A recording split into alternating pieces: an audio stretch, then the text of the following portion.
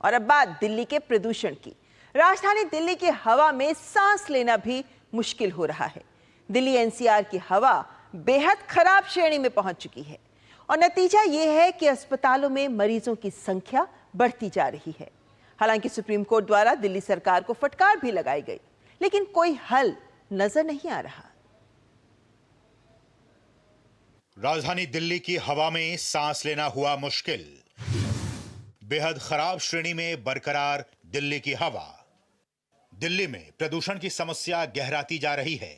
Delhi NCR की हवा बहुत खराब वाली श्रेणी में पहुंच चुकी है।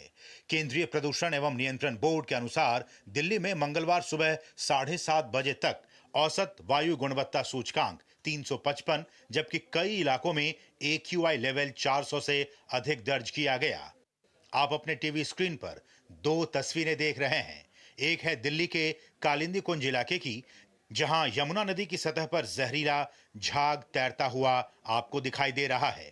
वहीं दूसरी तस्वीर धुंध से घिरी दिल्ली की सड़कों की है, जहां धुंध की वजह से वाहनों की रफ्तार रेंगती नजर आई। ऐसी जहरीली हवा में सांस लेने को मजबूर दिल्ली वासियों की तबीयत बिगड़ रही है और अस्पताल में मरीजों की भीड़ बढ़ती ही जा रही है। आँखों से पानी मतलब आ रहा है और रनिंग रोज़ हो रही है और सर थ्रोट्स में इन्फेक्शन हो रहा है, जो कि कान में दर्द, नाक से भी, और मतलब पूरे इन्फेक्शन जैसे प्रॉब्लम हो रही है। जो भी प्रेग्नेंट वुमेन्स वगैरह हैं उनको भी इतनी दिक्कत हो रही है, उसकी वजह से खांसी, आँखों में पानी, गले में दर्द, ये सब हो रहा है। खांसी तो कुछ ज़्यादा ही हो रही है पोल्यूशन के कारण। प्रदूषण की वजह से सब कुछ हो रहा है। सफाई है नहीं, बच्चे बूढ़े सब बीमार हैं। ये जो खांसी वगैरह चल रही है पोल्यूशन की वजह से, ये तो हम भी चाहते हैं कि हमारे बच्चे ना बीमार हों, हम ना बीमार हों।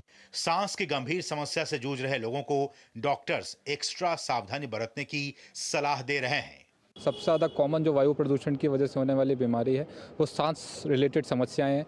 ऑल पेशेंट जो पहले से अस्थमा या COPD या किसी भी फेफड़े रिलेटेड दिक्कत के साथ पहले से पेशेंट हैं, उनका इस समय में आके वर्सन हो जाना, क्योंकि उनके फेफड़ों को इतने पॉल्यूटेड एयर में से ऑक्सीजन निकाल पाना मुश्किल हो जाता है। दूसरा मोस्ट कॉमन होता है स्किन, क्योंकि स्किन वो बहुत ही एक्सपोज पार्ट है, सबसे बड़ा ऑर्गन है हमारी बॉडी का।